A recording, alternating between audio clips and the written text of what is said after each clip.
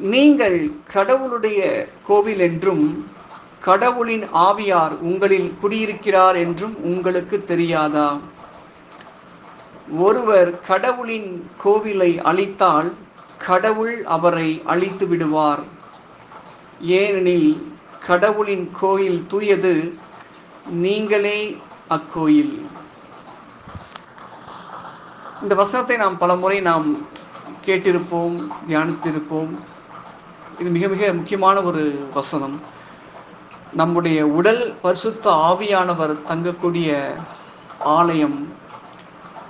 அதை நாம் தூய்மையாக பரிசுத்தமாக நம்ம வைத்துக்கொள்ள வேண்டும். அது முக்கியமாக பாருங்க, எனக்கு ரொம்ப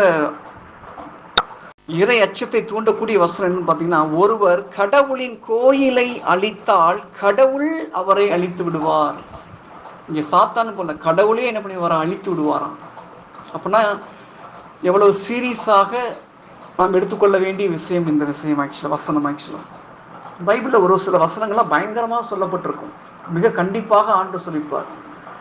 அதில் பாருங்க எவ்வளவு கண்டிப்பாக ஆண்டு இங்கே சொல்லியிருக்காரு. யாராவது கடவுளுடைய கோயிலாகிய இந்த உடலை அழித்தால் நான் அவர்களை அழித்து விடுவேன் என்று ஆண்டு சொல்கிறார். அன்புள்ள கடவுள், இரக்கமுள்ள கடவுள், மன்னிக்கின்ற கடவுள், கிருபை நிறைந்த கடவுள், மனதுருக்கம் நிறைந்தவர், மன்னிக்கிறவர், ஆசீர்வதிக்கிறவர்.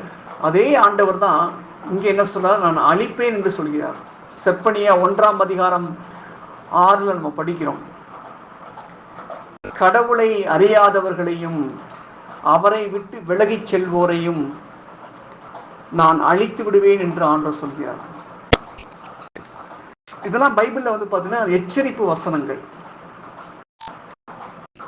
என்னுடைய வாழ்க்கையை நான் ஆரம்ப காலத்தில் இந்து வாழ்ந்து கிறிஸ்டியனா மாறின சமயத்தில் நான் நிறைய ஆசீர்வாத வசனங்களை தான் நான் அதிகமாக எனக்கு பிடிக்கும். அதுதான் நிறைய அண்டர்லைன் பண்ணி படிச்சுட்டு இருந்தேன். ஆனாலும் பார்த்தீங்கன்னா எனக்குள்ள பாவத்தை மேற்கொள்ள முடியல. டிஃபீட்டட் லைஃப், பாவத்தால் தோற்கடிக்கப்பட்ட ஒரு வாழ்க்கையை வாழ்ந்துகிட்டு இருந்தேன். என்னதான் திருப்பலிக்கு போனாலும், ஜெபம் பண்ணாலும், இறைவார்த்தை படித்தாலும் அந்த பாவத்தை மேற்கொள்ள முடியல. ரோமையர் 6ஆம் அதிகாரம் 14 கூறுகிறது, பாவம் உங்கள் மேல் ஆட்சி செலுத்தக்கூடாது. ஏனென்றால் நீங்கள் திருச்சட்டத்திற்கு உட்பட்டவர்கள் அல்ல, நீங்கள் அருளின் ஆட்சிக்கு உட்பட்டவர்கள். அப்ப நம்மெல்லாம் பாவத்தை ஆள பிறந்தவர்கள். தொடக்கமுள்ள ஆண்டவர் ஆதாமிடம் சொல்கிறார், படைப்பு அனைத்தையும் நீ ஆளுகை செய்யின்னு சொல்றார் ஆண்டவர். எல்லா படைப்புகளையும் படைச்சிட்டு எல்லாத்தையும் நீ ஆளுகை செய். அதே ஆண்டவர் தொடக்கநூல் 4:7 சொல்லுவார், நீ நல்லது செய்தால் உயர்வடைவாய் அல்லவா, நீ நல்லது செய்யாவிட்டால் பாவம் உன் வாசற்படி அருகே படுத்து கிடக்கும், நீ அதை அடக்கி ஆள வேண்டும். அப்ப பாவம் நம்மை அடக்கி ஆளக்கூடாது, பாவம் நம்ம அடிமைப்படுத்தக்கூடாது. நம்ம தான் மாஸ்டரா இருக்கணும், நம்ம பாவத்தை அடக்கி ஆளணும். அதுதான் ஆண்டவர் நம்மகிட்ட விரும்புகிறார். அதுதான் உண்மையான கிறிஸ்துவ வாழ்க்கை. ஆனா எனக்குள்ள அந்த பாவத்தை நான் மேற்கொள்ள முடியல. டிஃபீட்டட் லைஃப், தோற்கடிக்கப்பட்ட ஒரு வாழ்க்கையை தான் வாழ்ந்துகிட்டு இருந்தேன். பாவம் செய்யும் போதே சரி, பாவ சங்கீதத்தை போய் செஞ்சுக்கலாம், அடுத்து இந்த பாவத்தை செஞ்சுட்டு நம்ம நேராக குருவானட்டு போய் நம்ம பாவத்தை சொல்லி என்ன பண்ணிடலாம், பாவத்தை அறிக்கையிட்டுக்கலாம். இந்த மாதிரி கடவுள் கொடுத்த அந்த ஒப்புரவு அருட்சாதனத்தை, அந்த விலையேற பெற்ற பொக்கிஷத்தை நான் தவறாக பயன்படுத்தினேன். பாவம் செய்வதற்கு ஒரு லைசன்ஸை நான் பயன்படுத்திக்கிட்டு இருந்தேன். அப்போதான் ஆண்டவர் ஒரு நாள் உணர்த்தினார், இன்னும் எத்தனை நாட்கள் நான் கொடுத்த அந்த பாவ சங்கீர்த்தனத்தை நீ பாவம் செய்வதற்கு ஒரு லைசன்ஸை பயன்படுத்திக்கிட்டு இருப்ப. நான் எந்த நோக்கத்துக்காக அதை கொடுத்தேன், நீ எதுக்காக நீ பயன்படுத்திக்கிட்டு இருக்கிற அப்படின்னு ஆண்டவர் உணர்த்தும் போது தான் எனக்கு அந்த இறை அச்சம் எனக்குள்ளாக வர ஆரம்பிச்சிச்சு. அப்புறம்தான் அந்த பைபிளில் எச்சரிப்பு வசனங்களை நான் படிக்க ஆரம்பித்தேன், அதுக்கு முக்கியத்துவம் கொடுக்க ஆரம்பித்தேன். அதுக்கப்புறம் தான் என் வாழ்க்கை தலைகீழாக மாற ஆரம்பிச்சிச்சு. நம்ம இயேசுடைய கட்டளைகளை கடைபிடிக்கணும்னா அவர் எதை விரும்பினா, ஃபர்ஸ்ட் அவர் மீது கொண்டுள்ள அன்பின் நிமித்தமா நம்ம கடைபிடிக்கணும். நான் இப்படி கோவப்படுறேனே, இப்படி அவங்கள சண்டை போடுறேனே, அவங்க மனசு நோகும்படி நான் பேசுறேனே, புரணி பேசுறேனே, குறை சொல்றேனே, முணுமுணுக்கிறேனே, பழி வாங்குறேனே, இந்த மாதிரி காரியங்கள் இடும்போது இது ஏசப்பாவுடைய உள்ளத்தை காயப்படுத்துமே, வேதனைப்படுத்துமே. அவரை நாம் மகிழ்விக்கணுமே தவிர ஒருபோதும் என்னால் ஏசப்பாவுக்குடைய உள்ளத்துக்கு காயம் ஏற்படக்கூடாது அப்படிங்கிற அந்த அன்பின் நிமித்தமாக நாம் பாவம் செய்யக்கூடாது. அதுதான் ஆண்டு விரும்பக்கூடிய ஒரு காரியம். யோவான் 14:15 நாம் படிக்கிறோம், நீங்கள் என் மீது அன்பு கூர்ந்தால் என் கட்டளைகளை கடைபிடிப்பீர்கள். நம்ம வெளிப்பிரகாரமா நிறைய சொல்லலாம், நான் இயேசுவை நேசிக்கிறேன் அப்படிங்கிறதுக்கு வெளி அடையாளங்கள் நிறைய நம்ம சொல்லலாம். நான் டெய்லியும் பூசைக்கு போகிறேன், ஜெபம் பண்ணுறேன், ஊழியம் பண்ணுறேன், இறைவார்த்தை வாசிக்கிறேன், ஐ லவ் ஜீசஸ் அப்படின்னு சொல்லி வெளிப்பிரகாரமாக நம்ம நிறையா சொல்லலாம். ஆனால் இறை வார்த்தையின்படி, கடவுளின் பார்வையின்படி யார் உண்மையிலேயே இயேசுவை நேசிக்கிறார்கள், அதுக்கு அந்த வசனம் தெளிவாக சொல்லுகிறது. If you love me you will keep my commandments. என் மீது அன்பு கூறுகின்றவர் என் கட்டளை கடைபிடிப்பார், என்னை நேசிக்காதவர் என் கட்டளைகளை கடைபிடிக்க மாட்டார்கள். 1 யோவான் 5:3 நாம் படிக்கிறோம், கடவுளுடைய கட்டளைகளை கடைபிடிப்பதில் தான்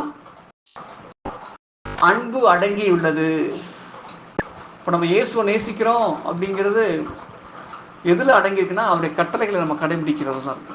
அவர் நிறைய கட்டளைகளை சொல்லியிருக்காரு, மன்னிக்க சொல்லியிருக்கார், மன்னிக்கணும், கோவப்படக்கூடாதுன்னு சொல்லியிருக்காரு, கோவப்படக்கூடாது, கண்களின் இச்சை மாம்ச இச்சைக்கு நம்ம இடம் கொடுக்கூடாதுன்னு சொல்லியிருக்காரு, நம்ம இடம் கொடுக்கக்கூடாது, யாரை நம்ம தீர்ப்பிடக்கூடாதுன்னு சொல்லியிருக்காரு, தீர்ப்பிடக்கூடாது, யாரை நம்ம அற்பமாகவோ இழிவாகவோ நினைக்கவே கூடாது, பெருமைக்கு இடம் கொடுக்கக்கூடாது. இப்படி பல காரியங்களை ஆண்டு நம்ம கட்டளைகளாக கொடுத்துருக்காரு.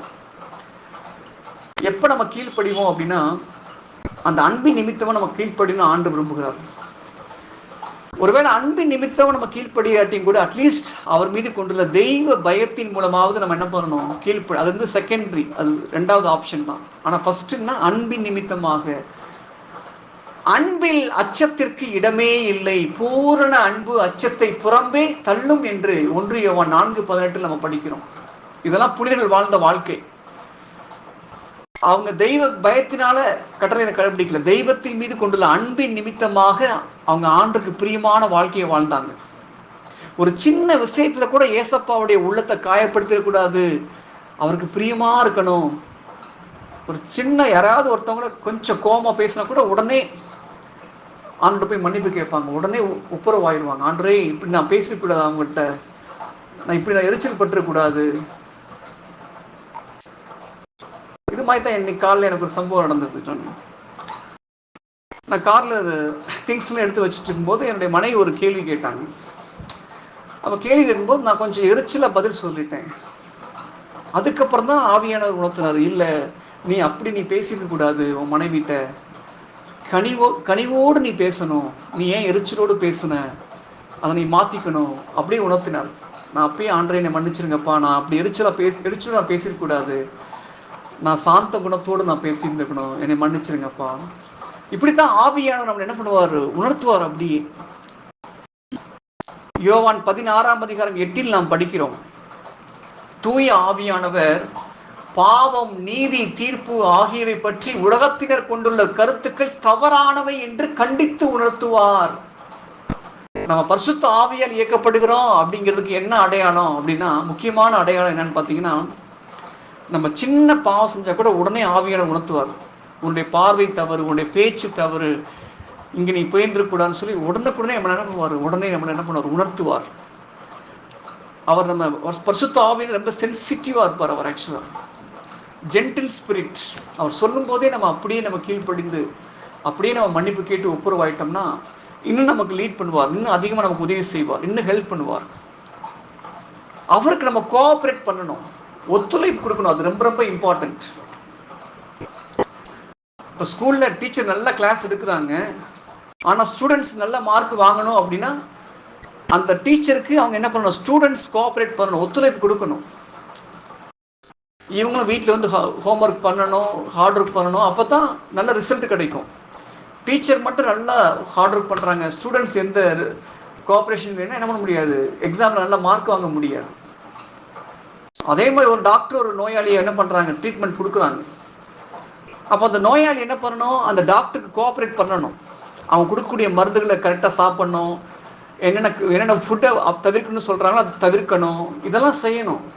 ஆனால் அதெல்லாம் எதுவுமே செய்ய மாட்டேன், ஆனால் எனக்கு நோய் குணமாகணும்னா குணமாகாது. அதே மாதிரி தான் ரட்சிப்பு, சால்வேஷன், முக்தி அடைதல், பரலோகத்தை அடைதல் அப்படிங்கிறதுக்கு ஏசப்பா அவர் செய்ய வேண்டியதை அவர் செய்து முடித்து விட்டார். ஆனால் அவர் என்ன எதிர்பார்க்கார்? கோஆப்ரேஷன். நம்ம என்ன பண்ணணும்? அவருக்கு ஒத்துழைப்பு கொடுக்கணும். பரிசுத்த ஆவியானவரை நமக்கு துணையாளராக, தேற்றரவாளராக, பொக்கிஷமாக ஆண்டு கொடுத்துட்டு போயிருக்கார். பரிசுத்த ஆவியோட முக்கியமான ஒரு பணி என்னன்னு பார்த்தீங்கன்னா, நம்முடைய பாவ சுவாபங்களை எல்லாம் அப்படியே திவ்ய சுவாபங்களாக மாற்றுவார். நம்மளை இயேசுவை போல மாற்றுவார். நம்மிடம் இருக்கக்கூடிய அந்த பாவ நாட்டங்களை எல்லாம் அகற்றுவார். மணவாளனாகிய இயேசுவுக்கு ஏற்ற மணவாட்டிகளாக நம்மளை என்ன பண்ணுவார்? உருமாற்றுவார். அவருக்கு நம்ம எவ்வளவுக்கு எவ்வளோ கோஆப்ரேட் பண்ணுறோமோ, ஒத்துழைப்பு கொடுக்குறோமோ, அவ்வளவுக்கு அவ்வளவு நம்ம நாளுக்கு நாள் பரிசுத்தத்தில் வளர்ந்து கொண்டே இருக்க முடியும். அதனால தான் வசனம் கூறுகிறது, எபேசியர் 4:30, தூய ஆவியானவருக்கு துயரம் விளைவிக்காதீர்கள். Do not grieve the Holy Spirit. அவருக்கு நம்ம துயரம் கொடுக்கவே கூடாது. அவரை எவ்வளவுக்கு எவ்வளவு நம்ம சந்தோஷமா மகிழ்ச்சியா வச்சுக்கிறோமோ, அவ்வளவுக்கு அவ்வளவு நம்ம கடவுளுடைய ஆசீர்வாதத்தை பெற்றுக்கொள்ள முடியும். நம்மளும் மகிழ்ச்சியாக இருக்க முடியும். உதாரணத்துக்கு நம்ம யாரையாவது ஒருத்தவங்களை காயப்படுத்துறோம்னு வச்சுங்களேன், நம்முடைய வார்த்தைகளால் அவங்களை திட்டும் போதோ, கோபமான வார்த்தைகளை பேசும்போதோ, மொத்தம் மூன்று பேர் பாதிக்கப்படுறாங்க. ஒன்று, யாரை திட்டுறாங்களோ அவங்களும் என்ன பண்றாங்க? பாதிக்கப்படுறாங்க. நம்ம திட்டா நம்மளும் என்ன பண்ணுவோம்? நமக்கு மனசு அமைதி இழந்து போயிடுவோம், சமாதானம் இழந்துருவோம், நம்ம என்ன பண்ணுவோம்? பாதிக்கப்படுவோம். இன்னொன்று என்னாங்கன்னா, நம்மளை நேசிக்கக்கூடிய இயேசுனுடைய இதயம் காயப்படும். அதுதான் அந்த இயேசுனுடைய திரு இருதயம். அந்த படத்தில் பார்க்கும்போது பார்த்தீங்கன்னா, அவருடைய திரு இருதயம் அக்னி ஜுவாலை போன்று கொழுந்து விட்டு எரியும். ஆனால் அதுக்கு கீழே பார்த்தீங்கன்னா அந்த முள் தைக்கப்பட்டு அந்த இதயத்திலிருந்து ரத்தம் சொட்டு சொட்டாக வந்துக்கிட்டே இருக்கும். அது எதை குறிக்கிறது? அந்த இதயத்தின் மேலே பிரகாசமாக எரிஞ்சிட்டு இருக்கக்கூடிய அந்த அக்னி ஜுவாலை நம் ஒவ்வொருவர் மீது ஏசப்பா கொண்டுள்ள அன்பை குறிக்கிறது. எவ்வளவு இயேசு கிறிஸ்து நம்மளை நேசிக்கிறார். அந்த அன்பை நம்ம சுவைச்சிட்டோம், அதை உணர்ந்துட்டோம் அப்படின்னாலே உலகத்தில் எதுவுமே நமக்கு பெருசாக தெரியாது. ஏன் பவுலடியார் கிறிஸ்துவை அறிகின்ற அறிவே எனக்கு ஒப்பற்ற செல்வம்னு சொல்றார். கிறிஸ்துவை ஆதாயமாக்கி கொள்வதே அதுதான் எனக்கு முக்கியம், மற்ற எல்லாம் குப்பைன்னு ஏன் கருதுறாருன்னா, அவர் அந்த அளவுக்கு இயேசுனுடைய அன்பை அவர் சுவைச்சிட்டார். He tasted the love of Christ. அதனால தான் மற்ற எதுவுமே அவருக்கு பெருசாக தெரியல. நம்ம இயேசுனுடைய அன்பை எவ்வளவுக்களவு ஆழமாக நம்ம சுவைக்கிறோமோ, அவ்வளவுக்களவு மற்ற உலக காரியங்கள் எதுவுமே நமக்கு பெருசாக தெரியாது. அவர் மாத்திரம் நமக்கு போதும், அவரை பிரியப்படுத்துறது மட்டும் நமக்கு போதும் சொல்லி நம்ம அந்த ஒரு மன நிறைவுக்கு நம்ம வந்துடுவோம். அப்போ இயேசுடைய அன்பு, அப்போ ஒவ்வொரு இதயத்துக்காக என்ன பண்ணுறது? இயேசுடைய அன்பு கொழுந்து விட்டு எரியுது. அதான் ஒரு புனிதைக்கு சொல்லும்போது இந்த ஜெபத்தை ஆண்டவர் கற்றுக் கொடுப்பார். நீ ஒவ்வொரு முறையும் நன்மை வாங்கினதுக்கு அப்புறம் இந்த ஜெபத்தை சொல்லுன்னு சொல்லுவார்.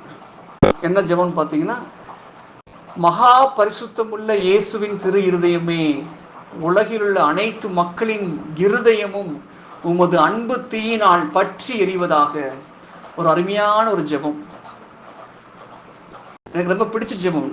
அந்த திவ்ய நற்கருணை வாங்கினதுக்கு அப்புறம் நான் அந்த ஜெபத்தை அடிக்கடி நான் சொல்வேன். இதை இயேசு ஆண்டவர் ஒரு புனிதைக்கு வெளிப்படுத்தி இதை நீ சொல்லுங்கன்னு சொல்லியிருக்காரு. அவருடைய ஆசை என்னன்னா, உலகத்துல 800 கோடி ஆன்மாக்கள் இருந்தாலும் ஒவ்வொருடைய இருதயமும் இயேசுனுடைய அன்பினால் என்ன பண்ணணும்? பற்றி எரியணும். எப்படி இயேசுனுடைய இதயம் நமக்காக இயங்கிட்டு இருக்குது, அவருடைய இதயம் அன்பு தீயினால பற்றி எரிந்து கொண்டிருக்குது. யாக்கோபு 4:5 நாம் படிக்கிறோம், மனித உள்ளத்திற்காக கடவுள் பேராவலோடு ஏங்கி தவிக்கிறார். அப்படி ஒரு ஏக்கம் ஏசப்பாவுக்கு. நம்மோடு இருக்கிறது தான் அவருக்கு மகிழ்ச்சி, பேரானந்தம். வானதூதர்களோடு இருப்பது கூட இல்லை, நம்மோடு இருக்கிறதா, மனித இனத்தோடு இருப்பதில் அவர் மகிழ்ச்சி கண்டார். நீதிமொழிகள் 8:30 நாம் படிக்கிறோம். நம்மோடு இருக்கிறதா அவருக்கு சந்தோஷம். மனிதர்கள் மத்தியில் வாசம் செய்வதே அவருக்கு பிரியம். அப்படி அவருடைய இதயம் ஏங்கிட்டு இருக்குது. ஆனா அதே சமயம் நாம பாவம் செய்யும் போது அந்த முள் ஆண்டுடைய இதயத்தை குத்தி அதிலிருந்து என்ன பண்ணுது? ரத்தம் சொட்டு சொட்டா வழிகிறது.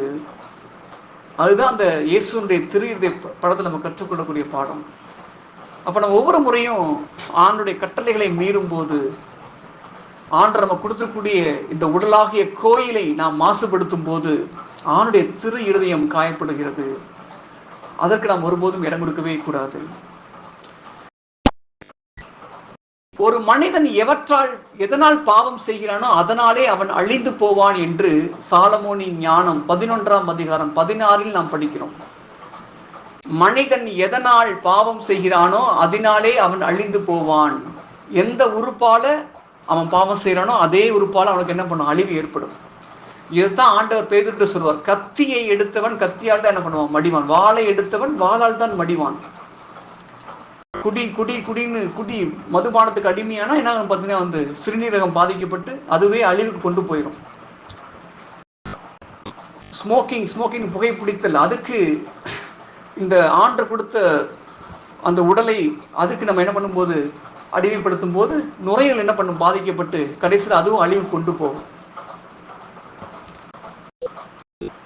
பெருந்தினிக்கு இடம் கொடுக்கும் போது டெய்லி நான்வெஜ் சொல்லி அதிகமாக நான்வெஜ் சாப்பிட்டு கடைசியில் பார்த்தீங்கன்னா கொலஸ்ட்ரால் அதிகமாகி அது இதில் கொண்டு போகும், ஹார்ட் பிரச்சனை கொண்டு போய் முடிச்சு, ஹார்ட் அட்டாக். இந்த மாதிரி எந்த பாவமாக இருந்தாலும் சரி, நம்ம உடல் உறுப்புகளை எதுக்கு நம்ம அடிமைப்படுத்துகிறோமோ, பெருந்தினிக்காக இருக்கலாம், இல்லை இந்த போதை பழக்க வழக்கங்களுக்கு, போதை வஸ்துக்கள், அதை அனுபவிக்கக்கூடிய நாட்டம், அதுக்கு நம்ம அடிமைப்படுத்தணும்னா அது மூலமாகவே நமக்கு அழிவு என்ன பண்ணிடும்? ஏற்பட்டு விடும். அதுதான் அந்த வசனம் எச்சரிக்கிறது. ஒரு மனிதன் எதனால் பாவம் செய்கிறானோ அதனாலே அவன் அழிந்து போவான். பான் பராக்குன்னு சொல்லி நிறைய போட்டு கடைசியில் பார்த்தீங்கன்னா என்ன பார்த்தீங்கன்னா அதனாலே என்ன பார்த்தீங்கன்னா போதை வஸ்துக்கள், கேன்சர், இந்த மாதிரி என்ன பண்ணுது வருது. ஆக்சுவலாக இந்த மாதிரி கடவுள் கொடுத்த உறுப்புகளை கடவுளுக்காக பயன்படுத்தணும். ஆண்டவர் தான் சொல்றாரு, நீர் எனக்கு உடலை கொடுத்தீர், இதோ உன் திருவுளத்தை நிறைவேற்ற நான் வருகிறேன். அப்ப கடவுள் இந்த உடலை கொடுத்ததுக்கு கடவுளுடைய திருவுளத்தை நிறைவேற்றுவதற்காக நம்ம கொடுத்துருக்காரு. அதுதான் ஏசப்பா வாழ்ந்து காட்டினார். என் சொந்த விருப்பத்தை அல்ல, என்னை அனுப்பியவரின் விருப்பத்தை நிறைவேற்றவே நான் இந்த உலகத்திற்கு வந்தேன். யோவான் 6ஆம் அதிகாரம் 30 நாம் படிக்கிறோம். என்னுடைய விருப்பத்தை நிறைவேற்றுவதற்காக அல்ல. எனக்கு ஒரு உடலை கொடுத்துருக்கீங்க, எதுக்காக? என்னுடைய விருப்பத்தை நிறைவேற்றுவதற்காக அல்ல, உம்மது திருவுளத்தை நிறைவேற்றுவதற்காக இந்த உடலை கொடுத்துருக்கீங்க ஆண்டவரே. அதை நிறைவேற்றுவதற்காக நான் வந்திருக்கேன். அதுதான் ஏசப்பா வாழ்ந்த வாழ்க்கை. அதற்காகத்தான் நம்மளும் வாழ்வதற்காக அழைக்கப்பட்டிருக்கிறோம். அப்போ இந்த வசனத்தை படிக்கும்போது இறை அச்சமா இருக்கும். எப்படி யாராவது கடவுளின் கோயிலை அழித்தால் நானும் அவர்களை அழிப்பேன்னு சொல்றார் ஆண்டவர். எச்சரிப்பாக சொல்கிறார். உதாரணத்துக்கு ஒரு சர்ச்சுக்குன்னு வச்சுக்கோங்க, ஆலயம் இருக்குன்னு வச்சுக்கோங்க. அந்த ஆலயத்துக்குள்ள ஆண்டவர் விரும்பாத காரியங்களை நம்ம அனுமதிக்கவே மாட்டோம். யாராவது சீட்டாருன்னா என்ன பண்ணுவோம்? அவங்களுக்கு வெளியே போங்கன்னு சொல்லுவோம். சர்ச்சுக்குள்ள யாராவது புகைப்பிடிச்சாங்க என்ன பண்ணுவோம்? புகைப்பிடிச்சாலோ மதுபானம் என்ன பண்ணுவோம்? வெளியே துரத்துவோம். மொபைல் யூஸ் பண்ணிட்டு வந்து என்ன பண்ணுறோம்? நீங்கள் பேசாதீங்க, வெளியே போய் பேசுங்க, இது ஆண்டுடைய ஆலயம் என்று என்ன பண்ணுறோம்? நம்ம சொல்கிறோம். யாராவது சர்ச்சில் சினிமா பாட்டை போட்டுட்டு இருந்தாங்கன்னா இங்கே போடாதீங்க, வெளியே என்ன பண்ணுங்க நீங்கள் போடுங்கன்னு நம்ம சொல்கிறோம். அதே மாதிரி தான் நம்முடைய உடல் இறைவன் தங்கக்கூடிய ஆலயம். இந்த இதய அரியணையில் இயேசு கிறிஸ்து ராஜாவாக மகாராஜாவாக இருந்து அவர் ஆளுகை செய்ய விரும்புகிறார். அந்த பரிசுத்தர் இந்த இதயத்தில் தங்கி வாசம் செய்ய வேண்டும் என்றால் அங்கு தீமைக்கு இடம் கொடுக்கவே கூடாது. அனைத்து பகுதிகளிலும் பரிசுத்தாவினுடைய ஆளுகை இருக்கணும். எந்த பகுதியிலும் இருள் இருக்கவே கூடாது. பேரொளி இருக்கணும். எல்லாத்துலேயும் பரிசுத்தாவினுடைய ஆளுகை. ஒரு சிலருக்கு பார்த்தீங்கன்னா ஒரு சில பகுதிகளில் மட்டும் ஆவியானுடைய ஆளுகைக்கு இடம் கொடுப்பாங்க. மற்ற சில பகுதிகளில் நோ இது ஏன் விருப்பப்படி தான் நடக்கணும்னு என்ன பண்ணுவாங்க? அதில் இடம் கொடுக்கவே மாட்டாங்க. அந்த பகுதி எப்படி இருக்கும்? இருளடைஞ்சதாகத்தான் இருக்கும். அப்போ முழுமையாக நம்ம ஆண்டருக்கு பரிசுத்தாவினுக்கு நம்ம என்ன பண்ணணும்? ஆளுகைக்கு ஒப்பு கொடுக்கணும். என் ஆன்மாவில் எந்த இருள் இருக்கக்கூடாது ஆண்டவரே, முழுமையாக என்ன பண்ணுறேன்? அர்ப்பணிக்கிறேன். நீங்கள் முழுமையாக நீங்கள் ஆளுகை செய்யுங்க. அதுதான் டோட்டல் சரண்டர்னஸ் டு கிரைஸ்ட், கடவுளுக்கு முற்றிலும் அர்ப்பணிக்கப்பட்ட வாழ்க்கை அப்படிங்கிறது. அதைத்தான் ஆண்டவர் விரும்புகிறார். கடவுளின் கோயிலை ஒருவர் அழித்தால் நானும் அவர்களை அழிக்கிறேன் என்று சொல்கிறார். இதுக்கு உதாரணம் பைபிளில் பார்க்கும்போது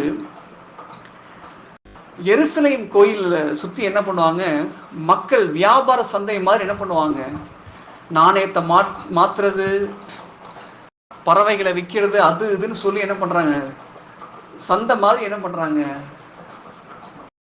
கமர்ஷியல் ஏரியாவை மாத்துறாங்க. அப்பதான் ஆண்டவர் என்ன பண்றாரு, சாட்டை எடுத்து என்ன பண்றாரு, அடிச்சு துரத்துறாரு. என்னுடைய இல்லத்தை, என் தந்தையினுடைய இல்லத்தை நீங்கள் கள்வர் குகையாக மாற்றி விட்டீர்களே அப்படின்னு சொல்லிட்டு என்ன பண்றாரு, அங்க இயேசு எதுக்காக கோவப்பட்டார் நம்ம பார்க்கிறோம்.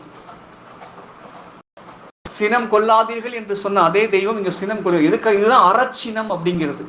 அறச்சினம் அப்படின்னா இந்த சினம் நம்ம கண்டிப்பா இருந்தே ஆகணும். கடவுள் மேல் இருக்கக்கூடிய அந்த தாகத்தினால, என் தந்தையின் இல்லம் இறை வேண்டலின் வீடு, உன் இல்லத்தின் மீதுள்ள ஆர்வம் என்னை எரித்து விட்டது என்று வசனம் சொல்கிறது. அந்த இறை இல்லத்தின் மீது நமக்கு ஒரு ஆர்வம். அதனாலதான் ஏசப்பா, இந்த இறை வேண்டலின் வீடை நீ எப்படி மாத்திட்டீங்க, கள்வர் குகையா மாத்திட்டீங்க. அதனால சாட்டை எடுத்து என்ன பண்றாரு, அதை பூரா என்ன பண்றாரு, துப்புரவு செய்கிறார். அதே தான் நம்முடைய உடலுக்கு, நம்முடைய எப்ப நம்முடைய ஆண்டருக்கு இன்னொரு பேர் என்னன்னு பார்த்தீங்கன்னா புடமிடும் தேவன். அவருக்கு பேர் பார்த்தீங்கன்னா புடமிடுவார். நம்ம இறை வார்த்தையை கேட்டு நம்மளை மாத்திக்கிட்டோம், திருத்திக்கிட்டோம் அப்படின்னா அங்க புடமிடுதலுக்கு அவசியமே கிடையாது. நம்ம நிறைய இறை வார்த்தையை கேட்கிறோம், படிக்கிறோம், நிறைய தியானங்கள், நற்செய்தி கூட்டங்கள், ஒவ்வொரு ஞாயிற்றுக்கிழமை திருப்பலியில போய் மறைவுரை கேட்கிறோம். இப்படி நிறைய நம்ம என்ன பண்றோம், ஆண்டரை பத்தி தெரிஞ்சுக்கிறோம். அதை நம்முடைய வாழ்க்கையில இம்ப்ளிமெண்ட் பண்ணணும், அப்ளை பண்ணணும், பிராக்டிஸ் பண்ணணும். அதை ஆண்டவர் எதிர்பார்க்கிறார். அது நிகழாத போது அவர் என்ன பண்றாரு, ஆண்டவர் புடமிட ஆரம்பிக்கிறார். அப்ப நம்ம புடமிட இடம் கொடுக்கவே கூடாது ஆண்டவர். அப்ப நம்ம என்ன பண்ணணும், அந்த இறை வார்த்தையை கேட்டு அதை கடைபிடிக்க ஆரம்பிச்சிட்டோம்னா அங்க புடமிடுதலுக்கு வேலையே இல்லை. ஏன் ஏசப்பா அங்க அந்த கோயிலை தூய்மைப்படுத்தினார், அவங்க கள்வர் குகையா மாத்தினதுனால என்ன பண்றாரு, அதை தூய்மைப்படுத்த வேண்டியதா இருந்தது. நாணய மேஜையை பூரா அடிச்சு என்ன பண்றாரு, தலைகீழா தூக்கி போடுறாரு, எல்லா பறவைகள் பறக்க விடுறாரு, அடிச்சு துரத்துறாரு. அறச்சினம். அப்ப நம்முடைய வாழ்க்கையில ஆண்டவர் எப்ப புடமிட ஆரம்பிப்பார் என்றால், இறை வார்த்தையை நாம் பலமுறை கேட்டும், நாம் படித்தும் தியானித்தும் நாம் வாழ்வாக்காமல் இருக்கும்போது, அதை கடைபிடிக்காமல் இருக்கும்போது அங்க புடமிடுதல் ஆரம்பிக்கும். மலாக்கி 3ஆம் அதிகாரம் 3வது வசனத்துல அந்த புடமிடும் தேவனை பத்தி அருமையா சொல்லப்பட்டிருக்கும். சலவைக்காரரை போல உட்கார்ந்துருப்பாரு. அவர் என்ன பண்ணுவார், புடமிடுவார். புடமிட்டு நம்மிடம் இருக்கக்கூடிய அந்த கீழ்ப்படியாமையை, அந்த பிடிவாத குணத்தை, பிடிவாத குணம் அப்படின்னா ஆண்டுடைய வசனத்துக்கு நம்ம ஒப்பு கொடுக்காம இருக்கிறது. வசனத்தின்படிதான் நான் வாழ்வேன், வசனத்தை நான் வாழ்வாக்குவேன் அப்படிங்கிற ஒரு மன உறுதி, தீர்மானம் நம்ம எடுக்கணும். அது ரொம்ப ரொம்ப இம்பார்ட்டன்ட். நம்ம ஒவ்வொரு முறை இறை வார்த்தையை படிக்கும் போது, இறை செய்தி கேட்கும் போது ஒரு தீர்மானம் எடுக்கணும். இன்னைக்கு ஆண்டவர் இப்படி பேசியிருக்காரு, இந்த வசனத்துமே எனக்கு உணர்த்திருக்காரு, இதுக்கு முன்னாடி நான் இப்படி வாழ்ந்தேன், இனிமே என்னை மாத்திக்குவேன், நான் திருத்திக்குவேன். ஒரு தீர்மானம் நம்ம எடுக்கணும். அதான் ஆண்டவர் விரும்புகிறார். அதுதான் நம்ம பரிசுத்தர் வளர்றதுக்கு நம்ம எடுக்கக்கூடிய முயற்சி. ஆனா இறை வார்த்தையை கேட்டு நம்ம எந்த தீர்மானமுமே எடுக்காம இருந்தோம் அப்படின்னா அப்பதான் ஆண்டவர் என்ன பண்ணுவார், புடமிட ஆரம்பிப்பார். அதுதான் வசனம் சொல்லப்படுகிறது. மலாக்கி 3:3 அவர் என்ன பண்ணுவார், புடமிட ஆரம்பிப்பார். அப்ப அதற்கு நம்ம இடம் கொடுக்க கூடாது. நம்ம என்ன பண்ணணும், இறை வார்த்தையை கேட்டு நம்ம தீர்மானம் எடுக்கணும். தானியேல் ஒரு தீர்மானம் எடுத்தார்.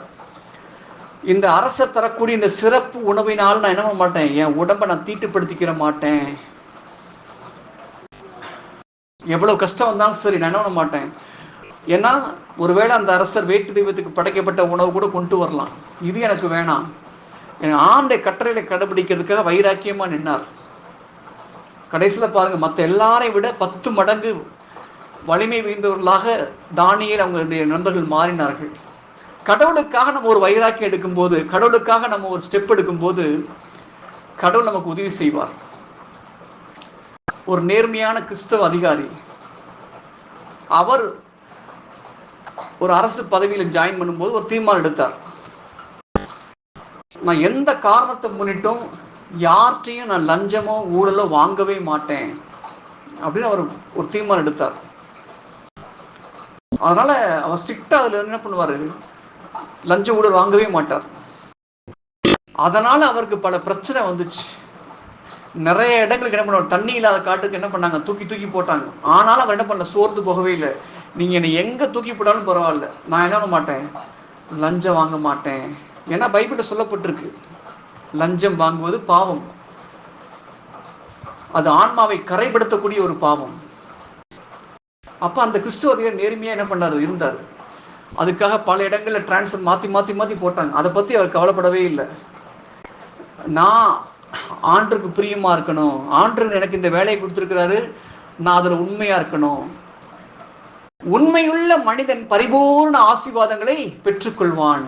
விரைவிலேயே செல்வராக பார்க்கின்றவர் தண்டனைக்கு தப்ப மாட்டார்கள் என்று வசனம் எச்சரிக்கிறது.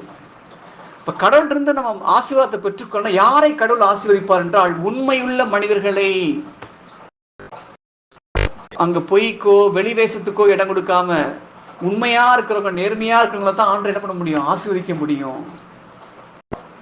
விரைவிலேயே செல்வராக பார்க்கின்றவர்கள் தண்டனைக்கு தப்ப மாட்டார்கள்.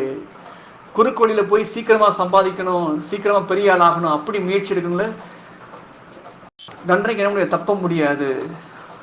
போலீஸ் தப்பிச்சிடலாம், நீதிபதி தப்பிச்சிடலாம், ஆனால் நியாயாதிபதி, ரைச்சியஸ் ஜட்ஜ், அவர் நம்ம ஆண்டுக்கு இன்னொரு பேர் பார்த்தீங்கன்னா அவர் ரைச்சியஸ் ஜட்ஜ், நீதியுள்ள நியாயாதிபதி, அவர்கிட்ட யாரும் தப்பிக்க முடியாது. அதுதான் கலாத்தியர் 6:7 நமக்கு எச்சரிக்கிறது. யாரும் ஏமாந்து போகாதீர்கள், கடவுளை கேலி செய்ய முடியும் என நினைக்காதீர்கள். ஒருவர் எதை விதைக்கிறாரோ அதை அவர் அறுவடை செய்தாக வேண்டும். எதை நம்ம விதைக்கிறோமோ அதை நம்ம அறுவடை செஞ்சாகணும்.